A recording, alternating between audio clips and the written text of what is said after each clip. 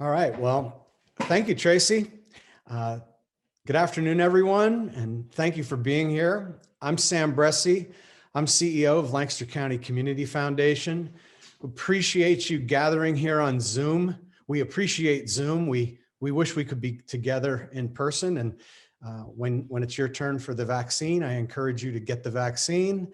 In the meantime, and even after, encourage you to continue to socially distance, to wash your hands, and to wear a mask when you're in public, so that we can all be together soon. You're going to hear a little bit about the Community Foundation's work and our priorities. And you're going to hear a lot about the 2021 grant programs, which I know is why you're all on this Zoom call today. We feel really fortunate to serve in a community with such a vibrant and impactful community benefits sector. The extraordinary generosity of Lancaster County is proof of your vibrancy and your impact. We're proud to serve Lancaster. We're honored to walk alongside you as you serve Lancaster. And I feel really lucky to be part of such an incredibly talented and passionate team at the Lancaster County Community Foundation, who you're going to hear from for the duration of this program. So again, thank you for being here. Thank you for the work that you do to make Lancaster extraordinary. Take it away, Trace.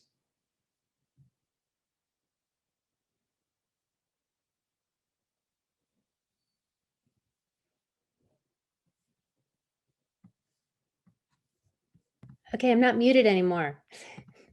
Thanks, Sam. Sorry, everyone. I think that's the phrase of 2020, right? You're muted. At any rate, welcome. Thanks for being here. We're really glad you're able to tune in. You know, it's hard to believe that it's March. We won't dwell in the past, but we did want to take a moment to acknowledge that a year ago, we were in a pretty different spot. And, you know, what our last year has looked like. You know, in March 2020, we all started doing the pandemic pivot, and we all had important decisions to make and ways we needed to start moving differently. At the Community Foundation, we started to think things like, gosh, do we follow through on our plan to distribute grants as usual, or do we change course and help address this COVID issue? And ultimately we decided, why not do both? So we are proud that last year we were able to maintain our commitment to our regular grant making and to continue supporting many of the projects and programs that you were working on, while also seeding the Lancaster Cares Fund in partnership with the United Way of Lancaster County. Lancaster Cares inspired the community to donate more than $1 million in response to the virus. Those funds were fully spent, pushed into our community and responding to the most basic human needs. And thanks to many of you, more than 100 community benefit organizations were able to step up, assist, and drive those dollars into helping people across our community. We are grateful to you and your work in helping make that happen and helping our community respond to this incredible challenge. Of course, 2020 taught us even more than how to respond to a deadly virus. You know, the murder of George Floyd re-exposed deep wounds that systemic racism and social injustice have wrought on our society. Last year, you know, so many people fast-tracked much needed reckoning with how do we root out racial bias, systemic injustice, how do we work together to achieve equity? You know, at the Community Foundation, we've been thinking about this topic for some time, and we know we still have much to learn.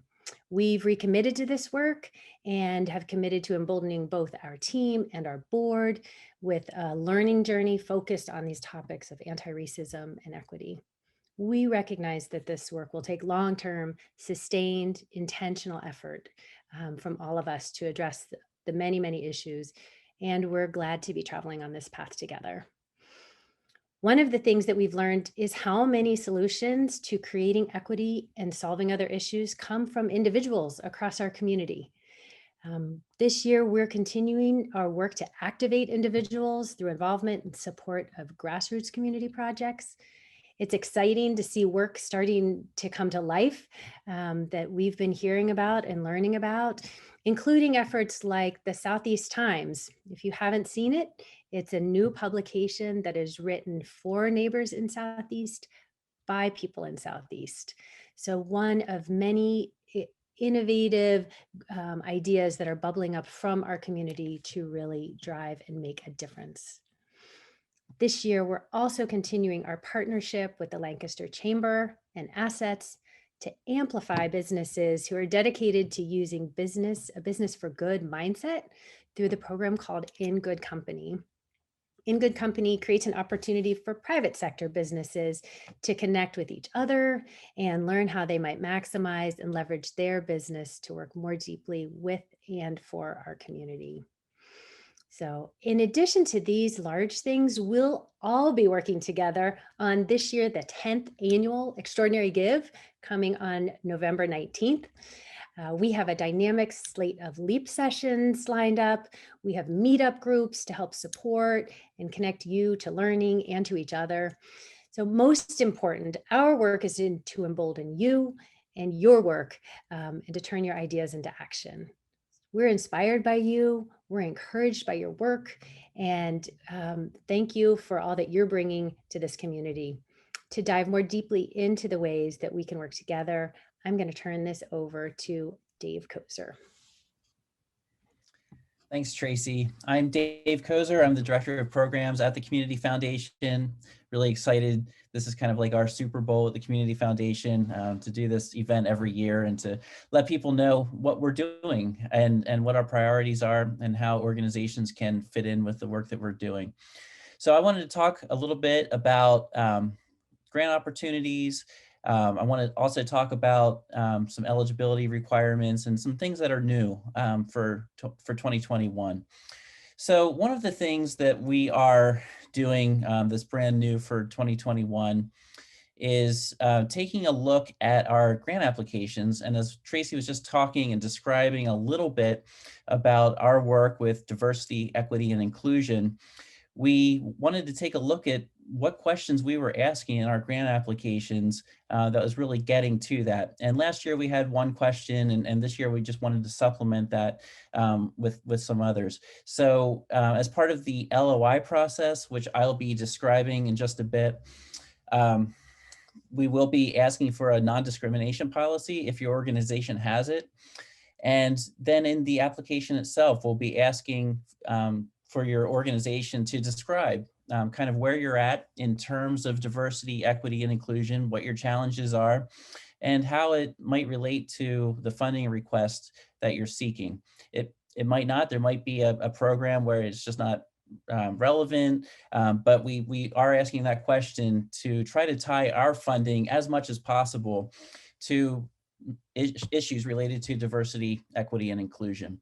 So look for that this year. That's a little bit new and a little bit different, and just excited about this opportunity to align what we care about, what our values are, with the rest of the community.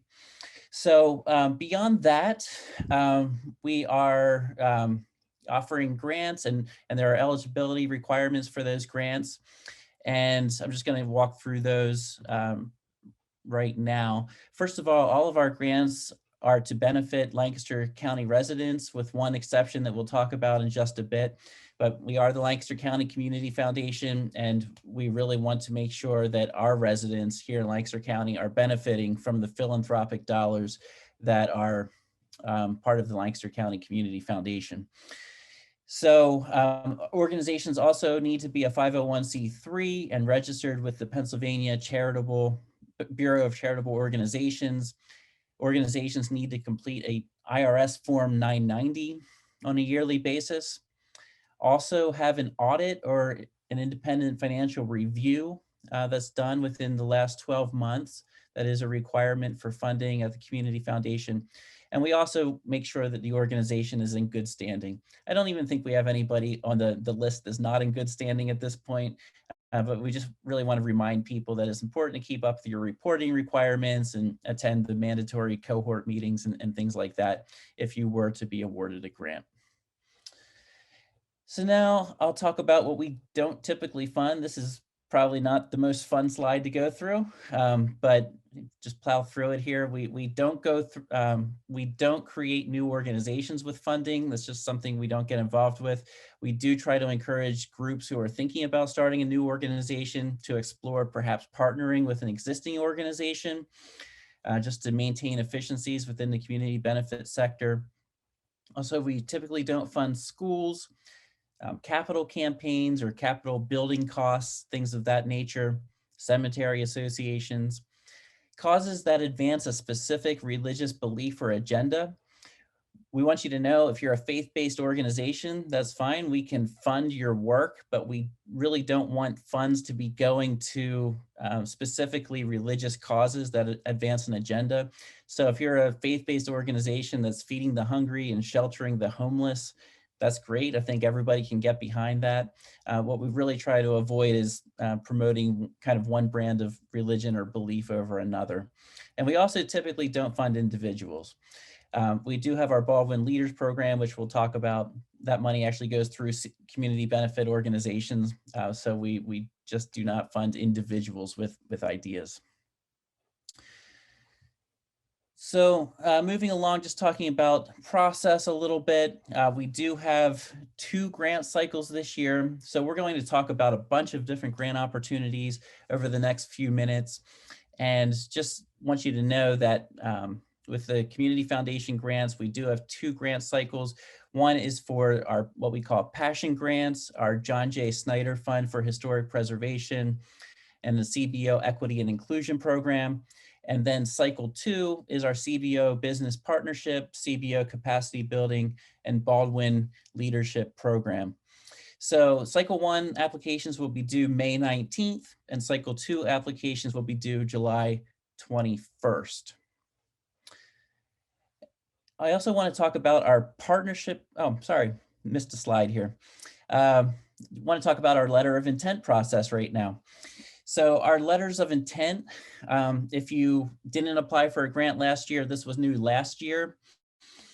What we're looking for with a letter of intent is for you to start the process of completing an application, but we just want a brief snippet of what your project is about so that we can determine whether it's a good fit for the fund that you're applying for.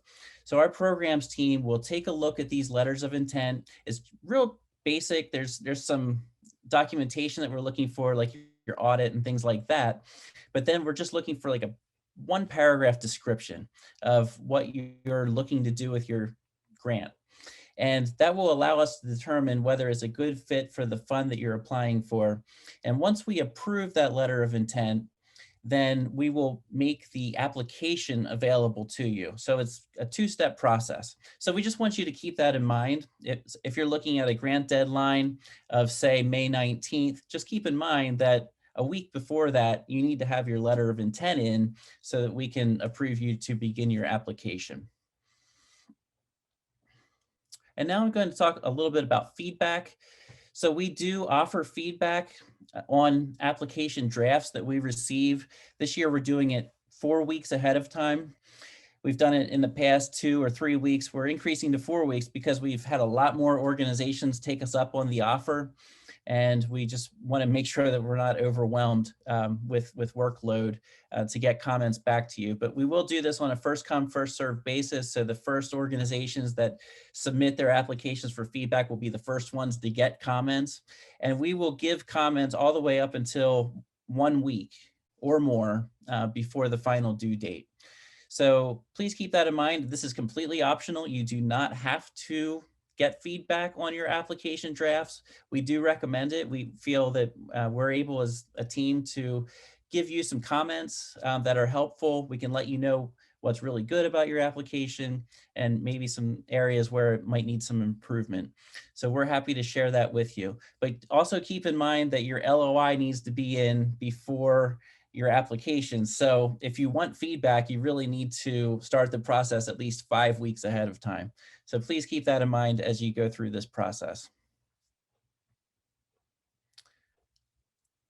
And now I'm going to talk about the partnership program. And what this program is all about is to support mergers between community benefit organizations. We started offering this funding back in, I believe, 2008, back when the economy started to get really bad. And we were concerned about community benefit organizations folding and not being able to provide services anymore. We saw mergers as a good way to support the work, to make sure that these important programs continued. when the economy got better, we realized, hey, this is a good program. This is a really good thing. At times, it makes sense for organizations to merge, even when the economy is really good. Now, things are not as great again. And it probably makes sense now more than ever. So if you're an organization that is interested in merging with another organization, please know that we have some funding available, possibly up to $20,000. I would love to have a conversation with you if you're in that situation, and we can sit down and have a Zoom meeting, probably at this point in time anyway. And we will accept applications up until December 1st. So it's rolling. You can submit the application at any point during the year. And as funds are available, we can issue grants for these mergers. So yes, I would love to have a conversation with your organization if you're in this situation. Finally, before I turn things over to Fran, I want to talk just a little bit about Lancaster Cares. So Tracy talked about this earlier. We raised $1 million. We put $1 million into action in our community in 2020. It was awesome. We were able to work with over 100 organizations to make that happen. Many of you are on this call, and we are just very proud of the fact that we were able to do that in 2020. 2021, people might be wondering, hey, are they going to do the same thing?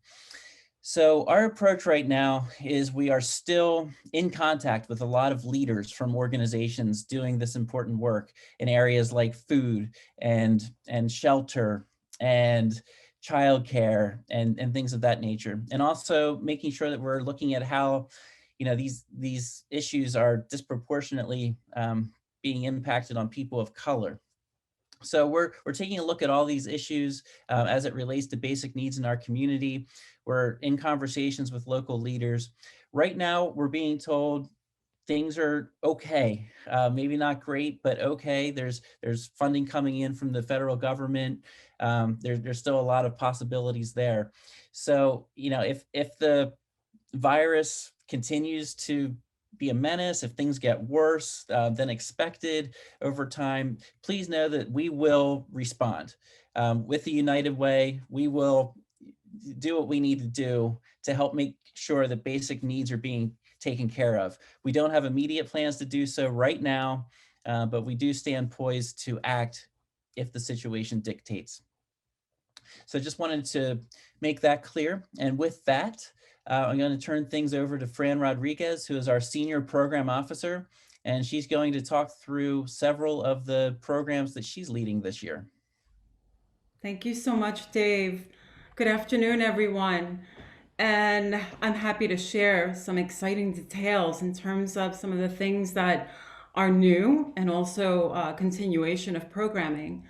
So the BALDWIN Leadership Program is now up to 60 amazing Lancaster County leaders that have gone through this 18-month process.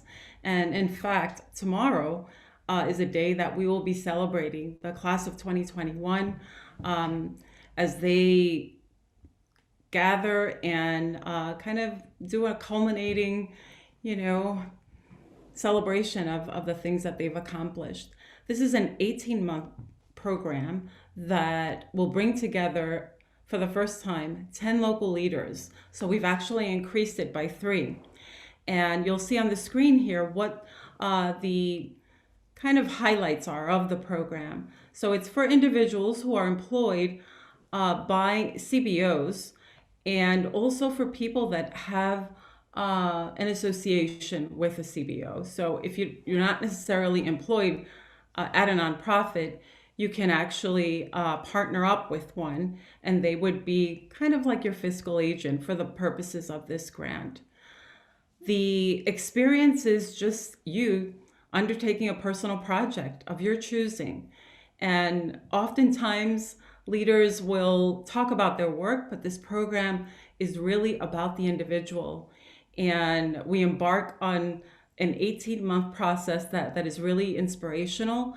And we do some pretty amazing things that I'm hoping we will be able to accomplish, like live and in person, going on field trips and so on. We also offer different kinds of support. and resources during the cohort meetings.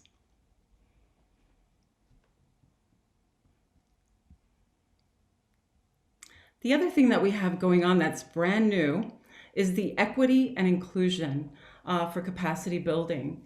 And this is something that the Community Foundation really feels a commitment to in terms of working with CBOs and community and offering you an opportunity to learn together while we go through a 9-month cohort experience together. So there will be grants of $20,000, and what we'll be doing is meeting on a monthly basis, and the grant dollars will actually be provided at the end of the cohort experience. CBOs will kind of work together and go through a facilitated exercise with experts in the field to look at how you can build an equity plan for your organization.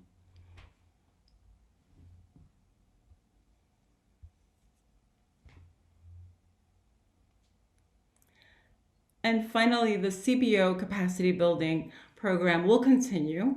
And this is really meant for the sake of giving CBOs a chance to apply for dollars where you'll use for marketing plans, strategic development plans, or if you are looking to enhance your software or technology at the organization. So these are grants of $10,000. There won't be a cohort meeting style as the equity and inclusion cohort, but this is more really related to you applying for dollars that will help to sustain your organization with capacity building.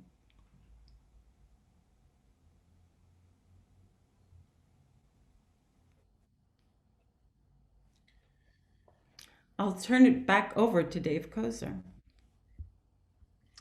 Thanks, Fran. I'm just going to fill in actually for Alma Felix, who is our program officer and is under the weather and can't join us today, and is deeply disappointed not to be able to be part of this.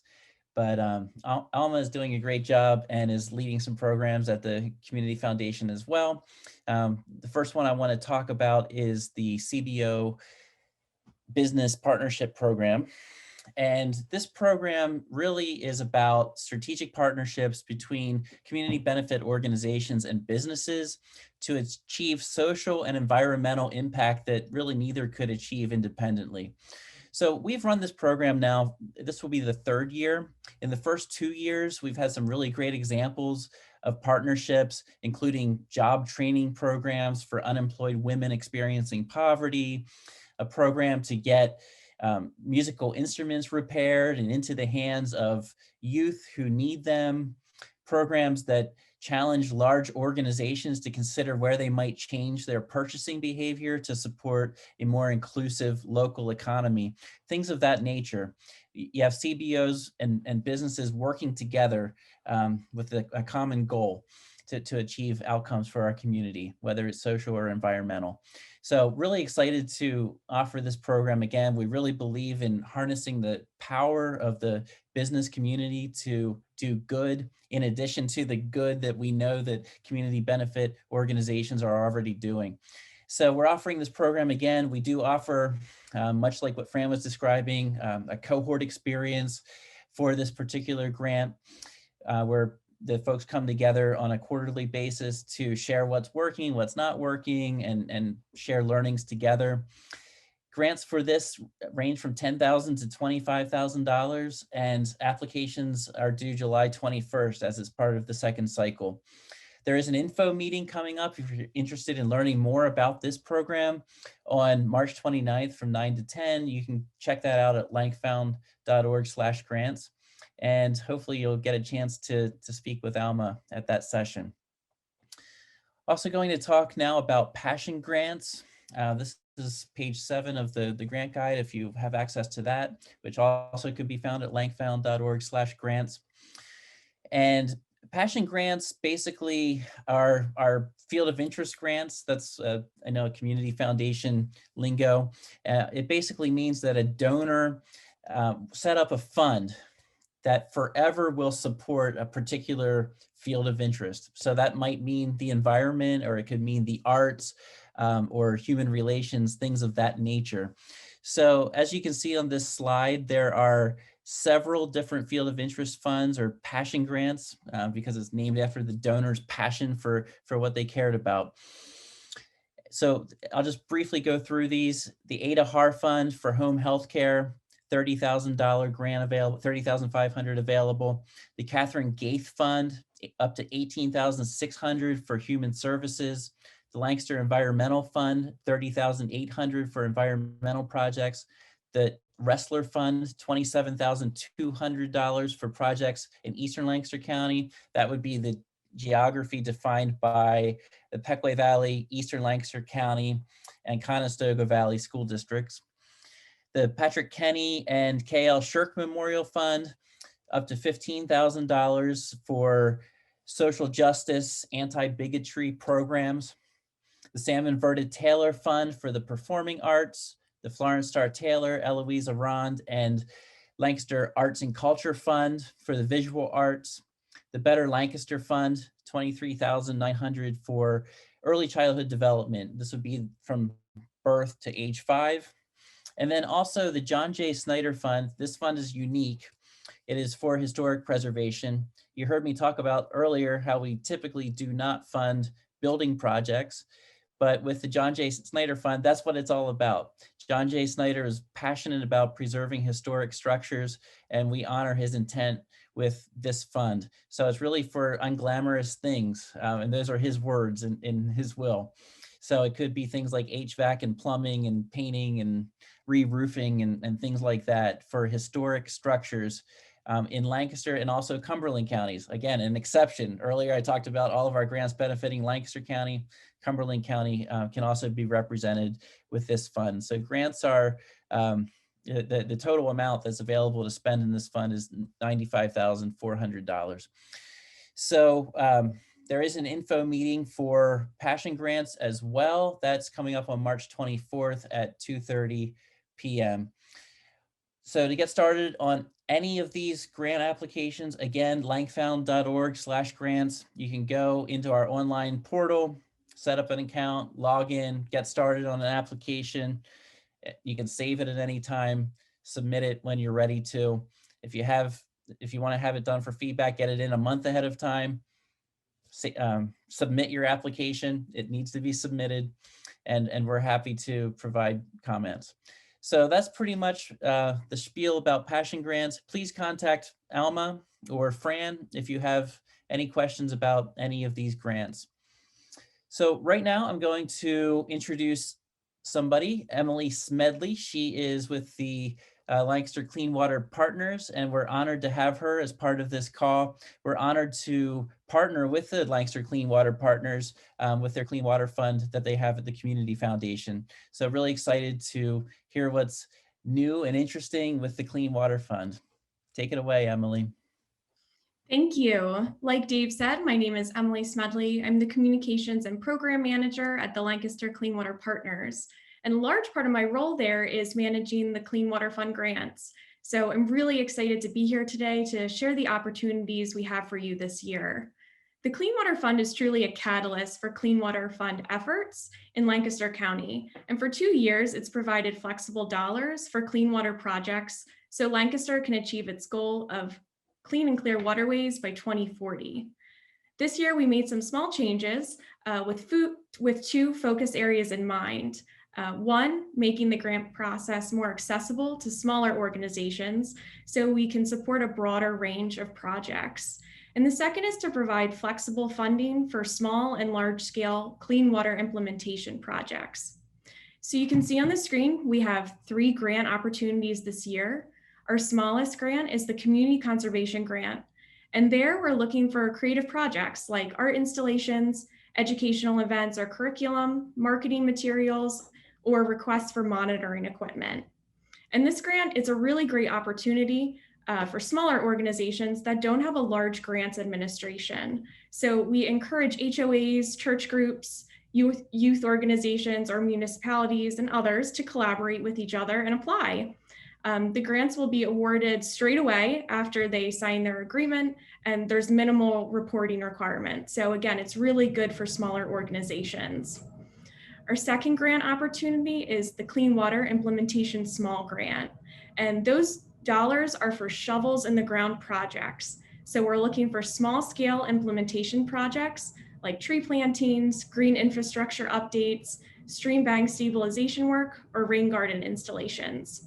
And both of those applications are open today and due on July 26th. Our last grant, our largest grant, is the Clean Water Implementation Grant. And this year we have $2 million available for projects. And those are large scale, high impact projects in priority locations across the county. And they have a very specific ranking criteria. So if you plan to apply, make sure you look at those and the priority locations we're trying to get projects into. It's all spelled out on our website. That one's a little different than the first two. It's operating on a rolling deadline starting on April 1st. So we'll have the application on our website, so you're ready to hit submit that day. Thank you all so much for your time. I'm looking forward to reading your applications and your ideas. My email is esmedley@lancastercleanwaterpartners.com. If you have any questions, we have an information session on March 30th, and I hope to see your faces there. I'm going to turn it over to Ashlyn, who's going to talk about the Forever Lancaster initiative. Thanks so much, Emily. Hi, everyone. I'm Ashlyn Maslin-Serrani. I'm our Donor Services Officer at the Community Foundation. Like Emily said, I'm part of Forever Lancaster, which is an initiative at the foundation really around long-term giving in a way that benefits Lancaster County. So I'm going to talk about endowments today. Endowments are one other way that our foundation can support your organization. What's an endowment and why have one with the Community Foundation? Endowment is kind of a fancy word for a special type of investment account that provides funding for your organization in a long-term sustainable way each year. Organizations can open an endowment at the foundation or elsewhere, and the core of the money is invested so that it grows sustainably over time.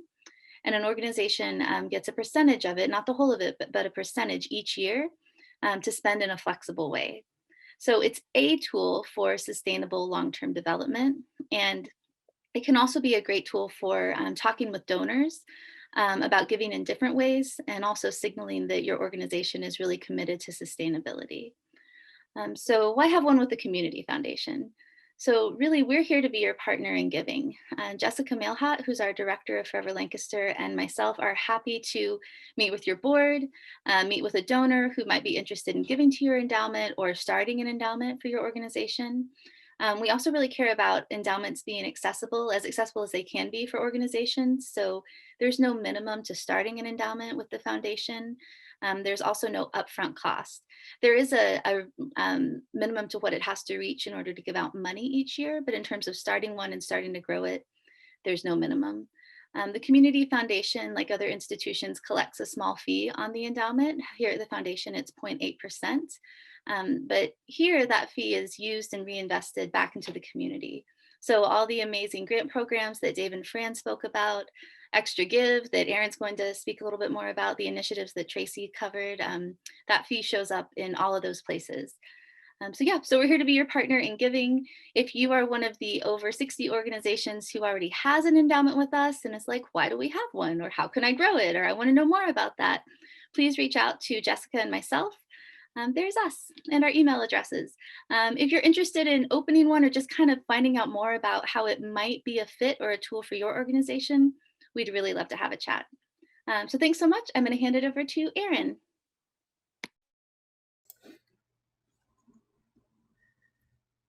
Thanks, Ashlyn. I appreciate the warm handoff. I'm trying my best to hide all of these pesky video controls because I'm the one driving this PowerPoint right now. But yes, thank you for thanks for the intro, and also thank you for mentioning the incredible privilege that we have as an organization. As a community foundation, as Ashton said, we are collecting fees on funds, but what makes our role unique in the community is the fact that we are investing these funds, these fees, these dollars back into the community to create things that wouldn't exist otherwise. And one of those things I'm really excited to talk about is the extraordinary give. Oh my goodness.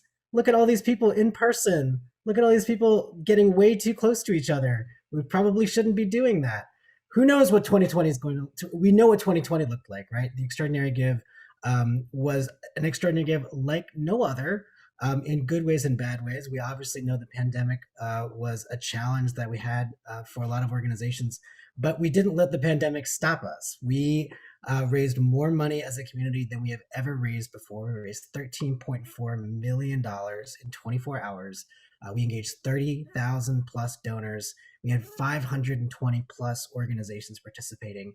We continue to be, as a community, the largest per capita giving day in the world. So congratulations to you all for not for taking that challenge and running with it and saying you're on. And we loved it so much, we're going to do it again this year. This is going to be the 10th Extraordinary Give, and you can save the date for November 19th. It's always the Friday before Thanksgiving. So make sure your calendars are set. There will be more information available later on this year. Check extragive.org for updates on that. I also want to talk about some other free ways that you as individuals, you as organizations can really tap into the vast community of knowledge and support that exists in Lancaster County. So we have a series of meetup groups that are meeting at different schedules throughout the year, but we really kind of launched these groups in partnership with other organizations as a way of collecting insights, as a way of building community across different kinds of organizations, but all within the community benefit sector based on kind of our roles as professionals.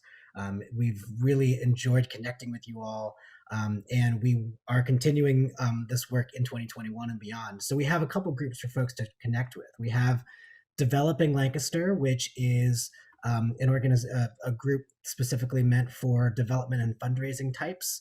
And Ashlyn is the lead on that one. So if you're interested in joining, contact Ashlyn. We have Comma Lancaster, which is run by yours truly for communications and marketing. We have Executive Connection, which is a group that was launched in 2020 almost as a direct response to the COVID crisis. That's for executive level CBO leaders. We run that kind of in conjunction with Leadership Lancaster. So contact Tracy Cutler to get involved with that. And we also have our Equity and Inclusion Idea Group. Now, this is a group that is open to anyone at any level, in any role. We understand that issues around DEI, diversity, equity, and inclusion are difficult topics, but they are essential topics. And we are interested in continuing to convene conversations and drive the sector forward in whatever ways make sense. And we wanted to create space for folks to come together, talk about ideas, talk about challenges, and figure out the best ways forward as a sector, because we all are intertwined. So Fran is the lead on that. Be sure to contact her if you are interested in being involved. And speaking of Fran, I'm going to kick it on back over to Fran to talk about this year's LEAP sessions. Gracias, Aaron. We're super happy to present to you a schedule for the calendar year of multiple very interesting LEAP sessions that will help CBOs to learn about most anything equity or inclusion centered. And these are pretty much created as a result of some of the ongoing themes that we heard from CBOs who have been part of our cohort experience and suggestions on themes. And so if you'd like to join us over a noon hour on any one of these months, you're going to be learning from individuals who are working with boards who are looking at how to diversify and become a welcoming and inclusive organization, and pretty much anything about supporting one another in community. So there's something for everyone, and we hope that you'll join us over Zoom. We may not be meeting in person, but we certainly enjoy and welcome learning alongside all of Lancaster County. So that pretty much concludes our presentation today. We're going to open it up for questions. Thank you so much. And we did want to quickly mention, as Dave alluded to and as other folks alluded to throughout the process, we do have some grant-specific info sessions that are coming up. So all of the grant cycles, all the grant opportunities that we talked about today have their own individual grant info sessions. So those are listed right here. We have Passion Grants in the CBO Capacity Building on March 24th with Elma. We have the CBO Equity and Inclusion Program on March 25th. CBO Business Partnership Program on March 26th.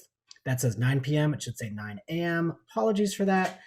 The Clean Water Fund, you could take it late night, that'd be fun. Clean Water Fund, March 30th. Baldwin Leadership Program, March 31st. And again, you can find all this information at lancfound.org/grants. And also, just a quick note that, again, we are here to answer your questions. We are happy to meet and talk with anyone about any of the things that we talked about here. If you have ideas, if you have questions, all this information is, of course, available on our website, but our emails are listed here if you want to reach out.